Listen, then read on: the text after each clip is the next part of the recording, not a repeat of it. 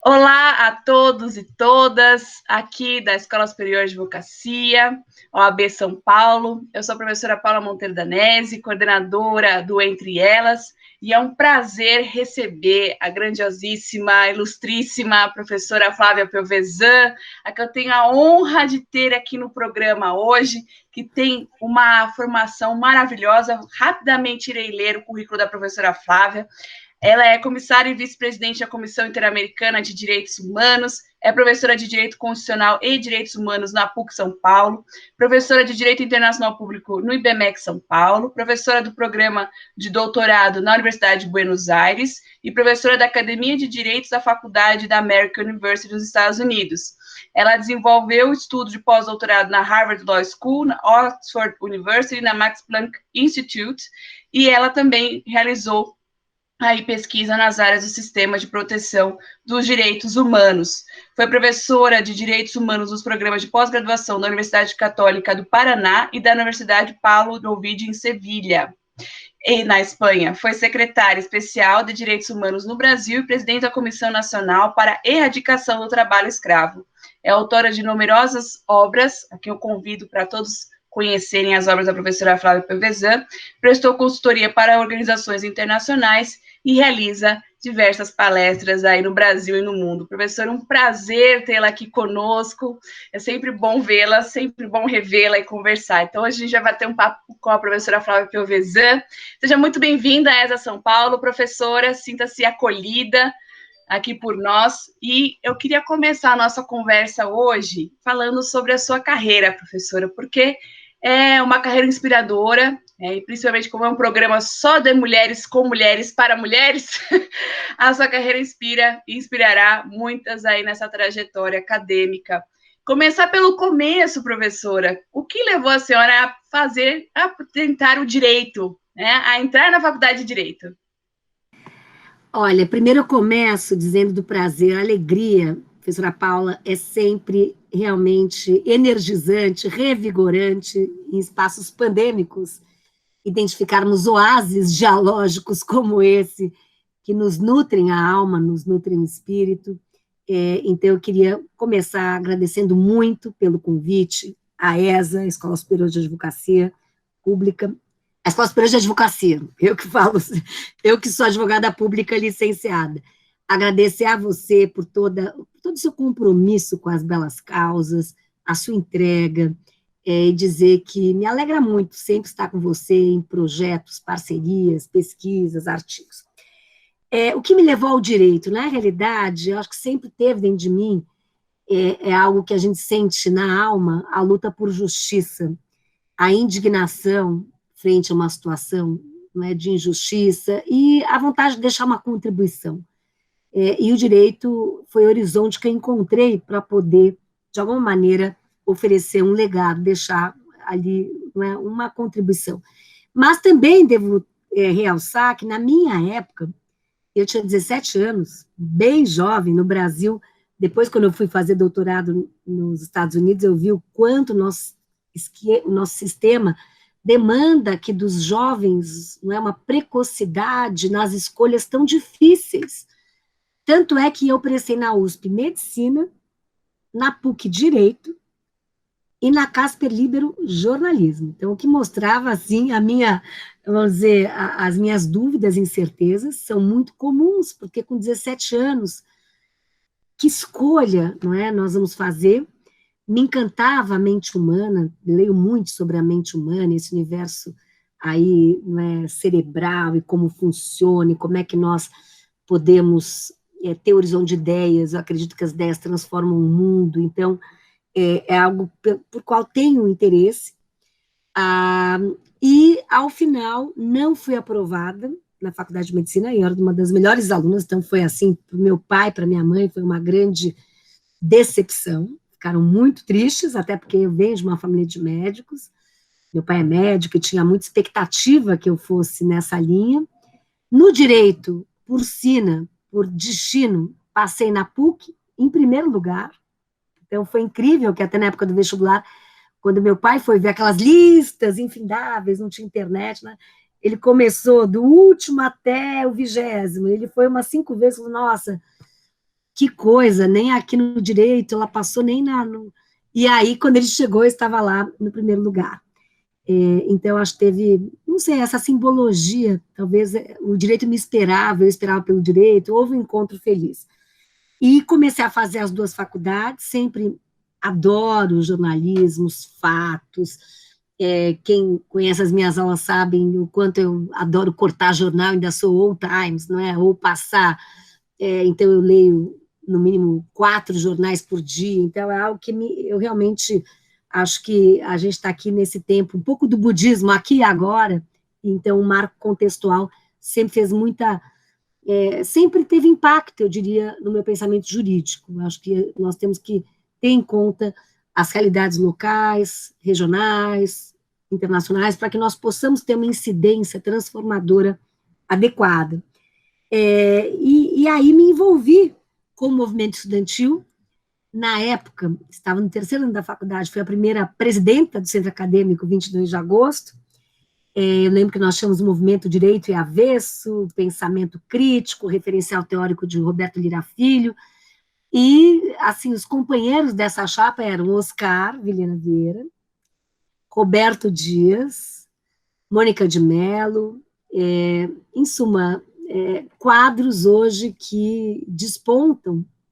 Então, nós tínhamos essa visão de que era possível repensar o direito como potencial para a transformação social. Curioso é que até hoje eu acredito nisso, então, pelo menos eu tenho coerência.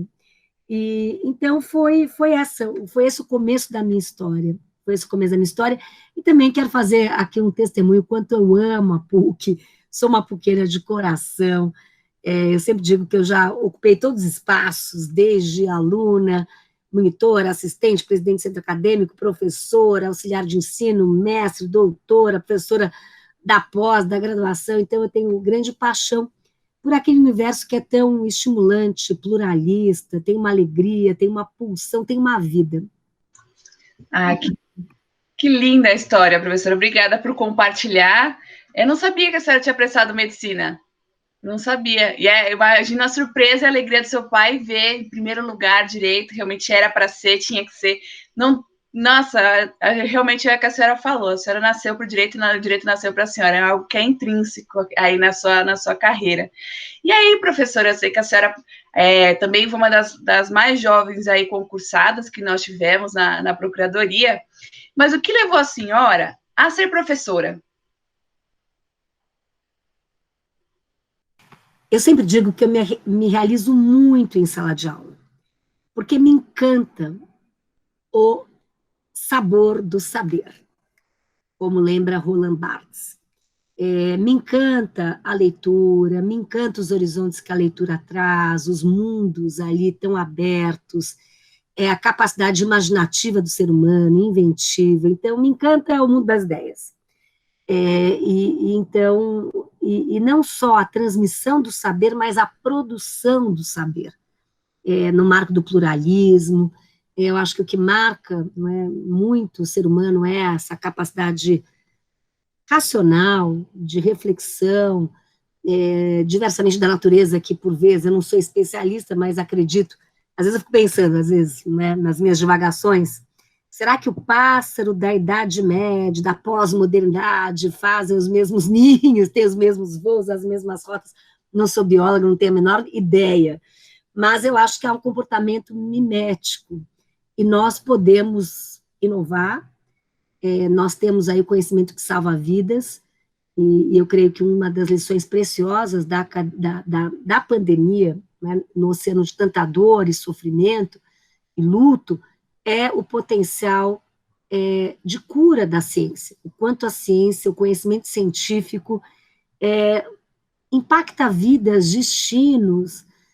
Ontem, quando o Brasil, não é, no seu todo, teve o seu luto em razão da morte de um ator tão querido, que tinha alegria como ali, eu diria, vamos dizer, ele desafiava a realidade com alegria, e na área, não é, que eu tenho a honra de ser relatora para os direitos das pessoas LGBTI, creio que o seu papel, Paulo Gustavo, foi muito importante. Então, é muito interessante perceber aí o poder das ideias, da arte, da palavra. E eu fico pensando, se ele tivesse nascido em outra geografia, se ele tivesse recebido a vacina, ele estaria aqui. Então é triste, porque não é 42 anos, o quanto a ciência faz a diferença, o quanto as políticas públicas, porque, né, quando nós falamos do conhecimento, tem desde o conhecimento dos laboratórios, AstraZeneca, Oxford e tudo mais, as farmacêuticas, universidades e tudo mais, mas tem todo o papel das humanidades, como é que serão distribuídas as vacinas, qual a priorização, a saúde como bem público, até foi o tema da nossa resolução número 1/2021 na Comissão Interamericana, a respeito dos deveres estatais no que se refere às vacinas, as obrigações interamericanas dos estados. Então, eu fiquei pensando muito nisso ontem, mas se ele estivesse em outra geografia, em Israel, Estados Unidos, no Reino Unido, ele estaria vivo, porque, no fundo, vejam, se a peste negra, no século XIII, como lembra Harari, era uma fatalidade, e o máximo que nós podíamos fazer era lamentar, hoje nós temos a potência da ciência, do conhecimento científico, e temos as políticas públicas, que hão de se basear no enfoque de direitos humanos, com dados precisos, com diagnósticos, alinhadas à ciência, portanto, faz toda a diferença, e é o que nós estamos sofrendo, nós estamos nesse sofrimento, aprendendo esta valiosa lição. Quanto a ciência importa, quanto políticas públicas importam. Então, tudo isso para dizer que eu amo saber, amo conhecimento, adoro estar na universidade, adoro o diálogo com os alunos e alunas, sempre saio com ideias, aprendo. Quantos livros eu escrevi, até por inspiração de aulas ou de problemas. Aprendo muito com a pós-graduação também, na qualidade orientadora de mestrado, doutorado. Então, eu creio que é um privilégio estar nesse contexto aí universitário. Com certeza, professora, realmente é notável a sua paixão pelo conhecimento, e não só pelo conhecimento, mas difundir o conhecimento, que isso é muito importante, né? A senhora sempre aí difundindo, escrevendo, falando sobre e buscando aí formas de conciliar o diálogo. E aí, antes da gente ingressar especificamente no tema do Sistema Interamericano de Direitos Humanos, no seu aspecto internacional, a senhora, antes de trabalhar na Comissão Interamericana de Direitos Humanos, já teve aí diversos contatos com organizações. Como foi essa construção, professora, da parte para fora, né, de trabalhar com direitos humanos no direito internacional? Eu creio aí, foi até interessante a sua pergunta, porque eu integro o chamado G7, é um grupo de 7 professores internacionais, e nós temos diálogos periódicos, e nós tivemos na quarta-feira passada. Estamos impulsionando o projeto Transnational Dialogue, tendo em vista a International Law. Então, a professora Ana Peters, que é diretora do Max Planck Institute, na Alemanha, uma professora de Michigan, um professor do Japão, um professor da China, eu do Brasil, uma professora da francesa. Então, nós temos esse grupo e dialogamos. Essa foi a pergunta: o que nos moveu à área internacional, quais são os valores que nós buscamos e tudo mais. E eu, na verdade, eu creio que, na minha vida acadêmica, a possibilidade de ter preparado meu doutoramento nos Estados Unidos, na Harvard Law School, me gerou essa abertura de mundos, né, do pluralismo, da diversidade, de raças, etnias, culturas, etc. E depois eu voltei para Harvard 3 vezes, daí fui para Oxford. Então, toda essa solidez, eu diria, no campo acadêmico, Max Planck Institute, que há 13 anos, pré-Covid, todos os 13 anos, né, julhos, inclusive, nós passávamos lá em sabáticos acadêmicos e tudo mais, tudo isso me nutriu ali, eu acho, de uma interlocução mais ampla, que além da nacional. Então, isso, claro, impactou a minha visão de mundo também. O meu mundo foi além do mundo doméstico. E sempre me encantou a perspectiva comparada, porque permite reavaliar criticamente a nossa perspectiva nacional. Porque nós aprendemos que tudo é construção e reconstrução, e é assim, pode ser diferente. E aí eu tive a honra de integrar 2 organismos, o primeiro na OEA, e fui sondada pelo Itamaraty se gostaria de integrar o grupo de trabalho, o working group, que tem que tinha por mandato monitorar o Protocolo de São Salvador em matéria de direitos econômicos, sociais, culturais e ambientais. Aceitei o convite, então já comecei a habitar a OEA por parte desse grupo, e nesta vertente que eu acredito tanto, que é da justiciabilidade, da importância dos direitos econômicos, sociais, culturais e ambientais. A professora Paula é mestre, né, em direito ambiental, então não preciso aqui convencê-la da importância do direito ambiental. E foi um trabalho incrível, porque aprendi muito, porque nós éramos aí um grupo de 5 pessoas, a chairperson era uma professora notável, a Laura Pautazzi, que é da Argentina, éramos 5, e além de pessoas com meu perfil, que eram pessoas ligadas à área jurídica, que traziam aí dos estándares internacionais, toda a arquitetura protetiva global, estándares interamericanos, internacionais, quando nós tratávamos dos direitos, havia também, neste working group, pessoas especializadas em indicadores. Então, quando nós recebemos o mandato de monitorar a forma pela qual os estados implementavam os direitos econômicos, sociais, culturais e ambientais, e avaliar a sua progressividade ou não, o ponto primeiro é como, qual será a ferramenta. E aí nós lutamos muito para a aprovação de indicadores técnicos científicos, que pudessem, com maior rigor metodológico e precisão, nos dar elementos para avaliar se havia progressividade ou retrocesso. Então, nós propusemos ao OEA, me recordo, na sala Simão Bolívar, no prédio histórico da OEA, que você bem conhece, porque teve um período da sua vida que você também lá esteve na OEA, nós, então, dialogamos com os estados, e aí tínhamos um plano mais ambicioso, foi reduzido. Porque, veja, o Protocolo de São Salvador trata de direito à educação, por exemplo. Todos têm direito à educação ou saúde. E a pergunta é, and so what? O que significa isso em termos concretos? Então, os indicadores, e nós trabalhamos aí os indicadores estruturais de processo-resultado, permitem avaliar não só o grau de recepção jurídica do direito, aquele direito à educação, se está na Constituição, nas leis, qual que é a proteção jurídica, se o Estado ratificou tratados, mas avaliar quanto do orçamento é empenhado. Esses direitos são justiciáveis? Quais são os dados desagregados? Quem tem acesso, quem não tem? Há um impacto diferenciado e desproporcionalmente lesivo que recai em determinados grupos? De X%, quem está por detrás dos números das estatísticas? É a população afrodescendente, é a população indígena, são as mulheres, a população LGBTI, são as pessoas idosas.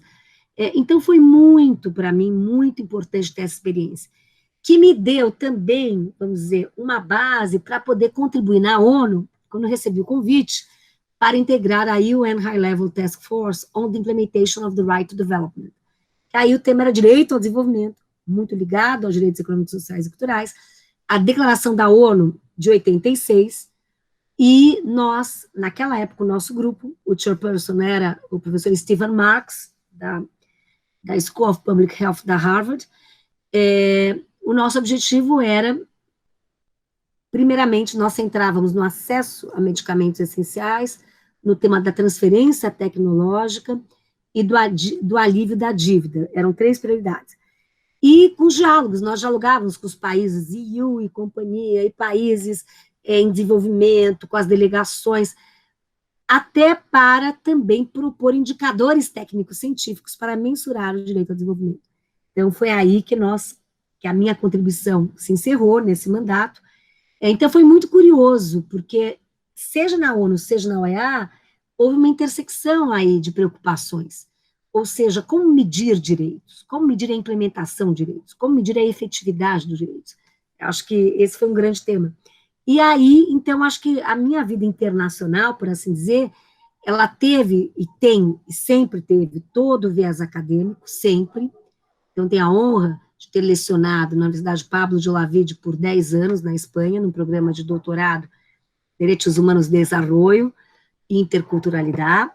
Tenho a honra de lecionar na UBA, Universidade de Buenos Aires, há mais de 12 anos, no programa de doutorado. Tenho a honra de lecionar na American University em Washington, inclusive, desta vez, de forma virtual.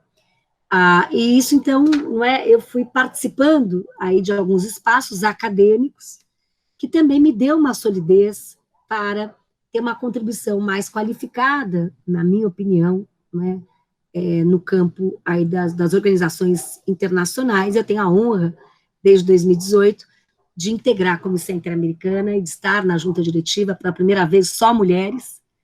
Há mais de 60 anos, a comissão é a primeira vez na história da comissão que temos uma junta só de mulheres, e eu amo o trabalho na comissão, me reconheço nele. Eu acho que a comissão tem um trabalho realmente extraordinário, fantástico, é um órgão muito vivo, com intensidade.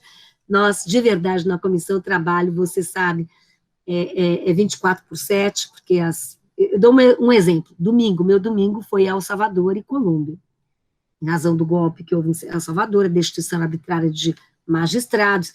A comissão tinha que se pronunciar, tinha que já dar um tweet, tinha que preparar um comunicado de prensa, e tinha que acolher a voz da sociedade civil. Então, esse foi meu domingo. E Colômbia, a situação dramática de Colômbia, assassinato de defensores. Então, a região não permite o luxo de nós quarentenarmos as violações de direitos humanos, elas não quarentenam. Então, realmente, é um grande desafio. Muitíssimo obrigada pela sua explicação, professora, e por contar da sua história, compartilhar aqui no Entre Elas. E quem está nos ouvindo, quem vai nos assistir no YouTube, quem vai nos ouvir no Spotify, às vezes tem essa curiosidade, entender um pouco melhor, né? Houve comissão, houve corte interamericana, e às vezes a gente sabe que a própria mídia também confunde um pouco, né? Às vezes ela coloca de uma forma muito clara, mas às vezes ela acaba confundindo, não entende muito bem. E entender qual que é o papel da comissão, professora, e aí explicar também o seu papel na comissão. Qual que é o papel da Comissão Interamericana de Direitos Humanos? A comissão é um órgão da OEA, é um órgão principal em matéria de direitos humanos, com autonomia, e que tem esse mandato de promover e proteger os direitos humanos no hemisfério. Nosso mandato alcança 35 países da região, América do Norte, Central, Caribe e América do Sul, países tão distintos quanto Haiti e Canadá, como Bolívia e Estados Unidos. E, claro, nós trabalhamos não com o nosso juízo subjetivo de direitos humanos, mas com os estándares, com aí todo esse patrimônio regional, que eu chamo de corpus iure interamericano, tendo por centralidade as vítimas, e tendo essa ambição de exercer um mandato transformador, entendendo sempre que violações estruturais têm causas estruturais, e que o nosso mandato deve incidir nessas causas. Até uma das minhas obsessões é impulsionar o Observatório de Impacto Estrutural do Sistema Interamericano, no âmbito da comissão, justamente para medir esse impacto transformador da comissão do seu trabalho, por exemplo, impulsionando políticas públicas, marcos normativos. E eu dou um exemplo pessoal. Eu tive a honra de participar da litigância estratégica perante a comissão do caso Maria da Penha, e este caso não fosse, na minha opinião, esta litigância internacional, não teríamos a Lei Maria da Penha, que é tão importante no Brasil para todas nós mulheres, com mecanismos para a prevenção e erradicação da violência contra a mulher, em total sintonia e harmonia com os estándares interamericanos. Não teríamos a CONATRAI. Eu tive a honra de presidir por 1 ano e 8 meses a Comissão Nacional de Erradicação do Trabalho Escravo. Não teríamos, porque foi o caso José Pereira, que no marco da comissão ensejou o Brasil em solução amistosa. O Brasil ali se comprometeu a aprimorar a sua institucionalidade, as suas políticas públicas na erradicação e combate ao trabalho escravo. Então, são alguns exemplos, mas poderíamos citar a lei que define, que tipifica a tortura no México, que tipifica desaparecimento forçado, como aí também, eu diria, o impacto transformador do sistema interamericano. Ontem eu participava de uma banca de doutorado no Chile, por Zoom, sobre o controle de convencionalidade, o papel das instituições nacionais de direitos humanos, e foi muito lembrado o caso aí, a última salvação de Cristo, que permitiu a mudança, inclusive, da Constituição do Chile para afastar a censura prévia. Então, nós poderia ficar horas, que esse assunto me agrada tanto, listando aí como o sistema faz a diferença, que impacto ele pode ter na região. Excelente, professora. Muitíssimo obrigada. A resposta super didática para que todo mundo que está nos ouvindo possa entender qual é o papel, o grande papel da Comissão Interamericana, que a professora aí tem a honra de servir, que ela tanto ama, brilha os olhos quando ela fala sobre esse papel da Comissão Interamericana de Direitos Humanos. E a professora também sempre tem essa frase, né? Se não houvesse aí o Direito Internacional de Direitos Humanos, quem poderia nos salvar, né? Que a gente reclama e fala, mas e o direito internacional? E ela trouxe aí exemplos práticos nisso. Sem o direito internacional, nós estaríamos aí numa situação ainda mais difícil. Então, graças à cooperação, à conversão de projetos, né, de tratados na parte interna, que nós temos aí efetivas mudanças. E os desafios que o sistema interamericano aí tem na região, a professora mencionou 2 fatos aí super recentes, né, Salvador e Colômbia, que a gente está vendo se desenvolver na região. Na questão da pandemia, professora, a comissão foi o primeiro órgão a ter uma portaria, a ter uma resolução sobre a temática de forma tão específica, relacionando aí a pandemia com os direitos humanos. Como é que está sendo esse papel na comissão? Excelente, professora Paula. Eu diria, a pandemia agravou os nossos desafios estruturais.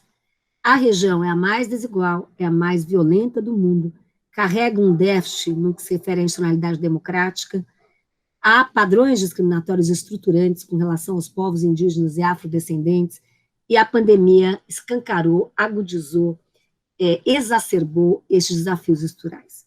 Então, o nosso primeiro movimento na comissão, em abril do ano passado, foi adotar a Resolução 1/2020 sobre pandemia e direitos humanos, estándares interamericanos, e nesta resolução nós, de alguma maneira, respondemos a esses 3 desafios, seja endossando a importância da proteção de direitos sociais, saúde, educação, trabalho, políticas públicas alinhadas à ciência, com relação ao desafio da desigualdade extrema, com relação aos grupos em situação de vulnerabilidade, também há muitas recomendações nesta resolução, há 86 recomendações ao todo, mas que focam os grupos em situação de vulnerabilidade, como as pessoas LGBTI, como povos indígenas, afrodescendentes, pessoas idosas, etc. E, finalmente, também há muita lupa, muito cuidado com o tema das restrições de direitos. Então, nós ali ecoamos que qualquer restrição de direitos no marco da pandemia deve respeitar estritamente o princípio da proporcionalidade. Então, o princípio da proporcionalidade, da temporalidade, há de ser central para, nesse risco que temos de termos direitos aí reduzidos, restringidos, né? A tempos excepcionais demandam respostas excepcionais. Aí tivemos uma segunda resolução sobre os direitos das pessoas que estejam com Covid, e agora a terceira sobre vacinas, à luz das obrigações interamericanas estatais em direitos humanos, tratando da acessibilidade das vacinas, princípio da igualdade e não discriminação, tratando o tema das priorizações, da distribuição, propriedade intelectual. Ontem reconhecemos a importância do pronunciamento Biden no que se refere à flexibilização da propriedade intelectual, que isso não seja um óbice, escrevemos isso, para o acesso às vacinas. O tema da cooperação internacional, que é, eu diria, o mantra maior da ordem internacional, né? Nós temos valores que nutrem essa ordem, que inspiram essa ordem, e há de se ter esta cooperação internacional. Então, eu diria que esses são os desafios maiores, no que se refere especialmente à institucionalidade democrática.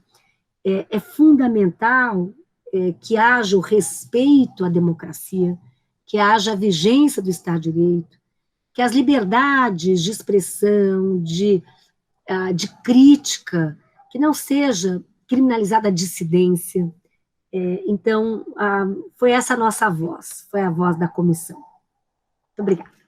Eu que agradeço, professora. Realmente são desafios que a região sempre teve, né, esses desafios, a questão da desigualdade, como a professora bem mencionou, né, temos da ideia do Canadá, a questão do Haiti, e a pandemia ressaltando, infelizmente, essas desigualdades, né? E a professora sempre relembra essa frase, né? Enquanto não tivermos todo mundo a salvo, ninguém está a salvo. E a questão da Comissão Interamericana, essa atuação. E aí, professora, uma questão até que pediram para perguntar sobre a questão das, agora não tanto, né, por conta da pandemia, mas o valor, a importância das visitas em loco na comissão, né? Uma questão histórica que eu acho, assim, tão importante a gente ver como é essa questão da atuação da Comissão Interamericana, principalmente nesse momento aí, que a senhora até coloca no seu livro, né, que nós temos 3 momentos no sistema interamericano, esse primeiro momento em que surgiu, aí começou a ter essa movimentação dos direitos em momentos aí ditatoriais na América Latina. E aí como que a comissão ela atuou, principalmente nessa primeira perspectiva do mandato das visitas em loco, professora? Há muitas emoções no trabalho na comissão. Então, assim, olhando para trás, retrospectivamente, há momentos muito sensíveis, de grande, profunda emoção.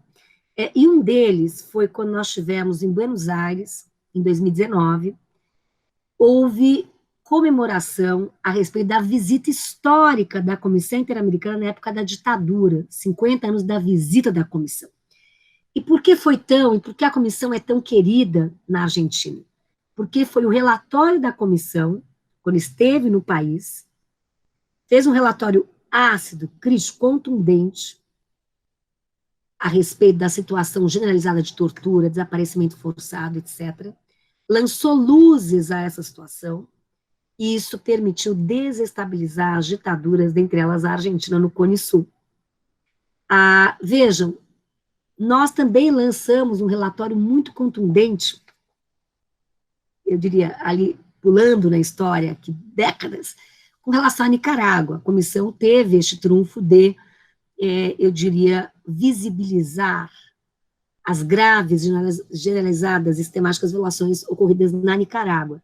Então, a comissão vai numa visita em loco, ouve, porque quando nós temos visita em loco, como tivemos, a última foi no Chile, em janeiro do ano passado, nós ficamos 10 dias no Chile, e eu sempre digo, é incrível, assim, a potencialidade de uma visita em loco, porque nós podemos sentir a realidade concreta e dialogar não só com as vítimas, seus familiares, movimentos sociais, organizações, mas com as altas autoridades.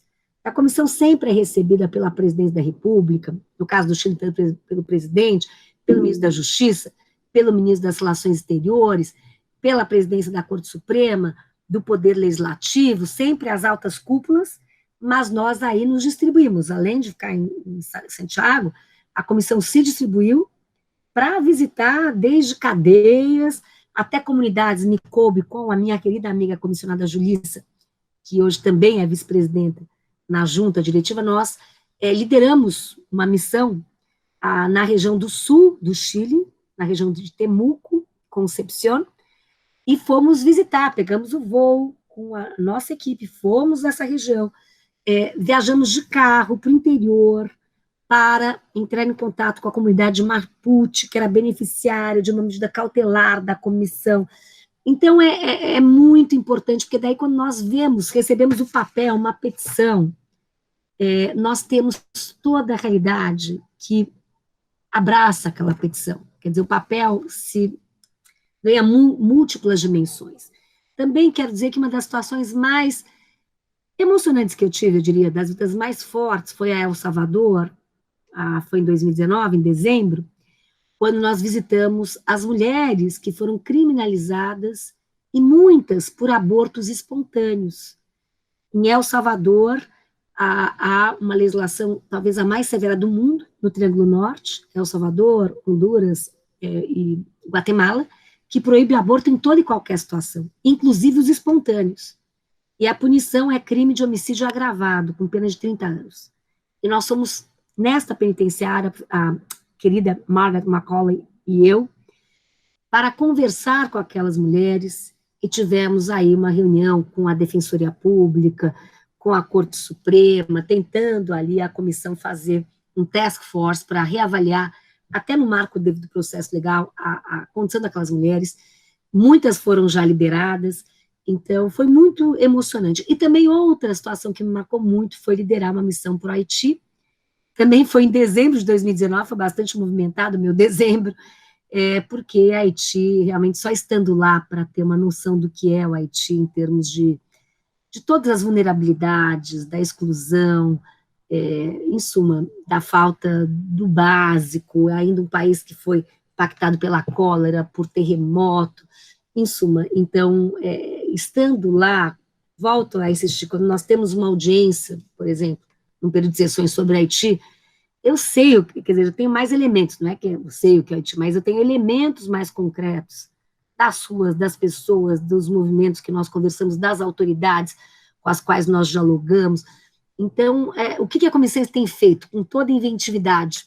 A comissão, atualmente, na Bolívia, nós criamos, eu como relatora país, inclusive, a comissão entendeu que era fundamental ter um grupo de expertos independentes, grupo interdisciplinário.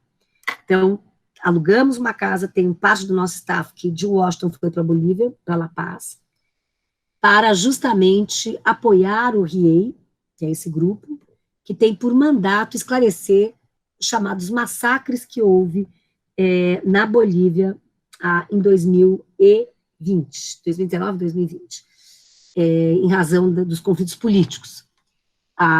Então, tivemos uma visita presencial no Peru e temos organizado visitas virtuais em loco. Então, houve uma visita para o México, que foi muito exitosa, mas nada como estar, como nós sempre afirmamos, em terreno, nada como chegar, mas a pandemia lança aí o desafio de nós termos alguma resposta criativa, inventiva, mas tão logo seja possível, com as condições sanitárias, é claro que a comissão vai ativar esse mecanismo. Eu costumo dizer que nós temos um toolbox, uma caixa de ferramentas na comissão bastante vasto, temos desde o sistema de casos, podemos outorgar medidas cautelares em caso de urgência, gravidade, danos irreparáveis, temos as relatorias temáticas, 13 relatorias temáticas, temos as relatorias países, aí nós temos 35 países da região, então, atualmente eu sou relatora para os Estados Unidos, Bolívia, a Jamaica e Panamá, temos as audiências públicas, que são a caixa de ressonância, que expressam quais são os grandes temas regionais, temos, que mais? Temos aí toda a parte comunicacional, o tempo todo, já tenho que ver aqui, tem Twitter que eu tenho que aprovar, comunicado de imprensa, tem toda a voz da comissão, que também importa. Então, eu diria, os informes que nós preparamos, temáticos por países, então, temos investigação em loco, podemos elaborar cartas solicitando informações aos estados, ou seja, temos aí diversos mecanismos que podem ser ativados, o que nos faz um órgão quase judicial, um órgão que tem uma dupla natureza, híbrida, política e jurídica. Excelente, professora. A vivência prática junto com a teoria deixa muito mais claro como que o sistema funciona.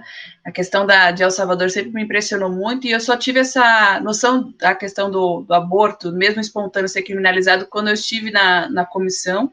Eu não sabia, não é uma informação que a gente trabalha aqui no Brasil, a gente acha que a gente é muito fechado, vejo ainda como o Brasil muito fechado em relação à região, podendo se abrir mais em relação ao sistema interamericano. A minha esperança é que sempre quando a gente fale mais sobre o sistema, ele vai se espalhando, então temos aqui esse espaço para poder falar sobre isso, que vai para o YouTube, vai para o Spotify, para que todo mundo conheça esse grande mecanismo de proteção de direitos humanos, que é a Comissão Interamericana de Direitos Humanos. E aqui, professora, ou seja, que temos mais alguns minutinhos, que a professora também já tem outra reunião logo em seguida, mas eu tenho uma pergunta, mas eu vou perguntar aqui que uma das nossas ouvintes colocou, e como ela colocou sobre a questão do percurso para quem gostaria de ter uma carreira internacional, para quem quer trabalhar um dia na Comissão Interamericana de Direitos Humanos, o que a senhora sugeriria? Aí depois eu faço a última pergunta. Olha, a minha sugestão seria fazer como a professora Paula, né, fazer um período de estágio na comissão, mais do que falar sobre a comissão, importa viver a comissão. Então, a minha sugestão seria essa, e ter experiências internacionais, todas são muito válidas, sobretudo para nós conhecermos melhor o Brasil. A gente vê o Brasil de fora e entende melhor. Então, seria a minha sugestão. Muito obrigada. Muito obrigada, professora. E minha última pergunta seria essa: a senhora falou de diversos mecanismos, e eu gosto também, e a senhora falou sobre a questão da audiência, eu gosto muito da questão, gosto de todas as partes, né? Eu sou super fã da Comissão Interamericana de Direitos Humanos, estou no projeto da rede acadêmica com a comissão, que eu acho incrível, todas as formas de cooperação que são possíveis. E aí, só sobre a questão das audiências, que aparece, e poucas pessoas aqui no Brasil, elas têm esse momento de vou assistir essa audiência, entendendo a importância. E as audiências, elas são tão importantes, né, professor, essa troca, ouvir e ter essa olhar esse problema, uma questão de direitos humanos e buscar uma solução concreta. Como é que a senhora vê a questão das audiências públicas na comissão e seu papel na promoção e proteção de direitos humanos? Acho que elas são fundamentais, eu concordo com você, por darem visibilidade. O tema é projetado à arena internacional e muitos avanços concretos decorrem das audiências públicas.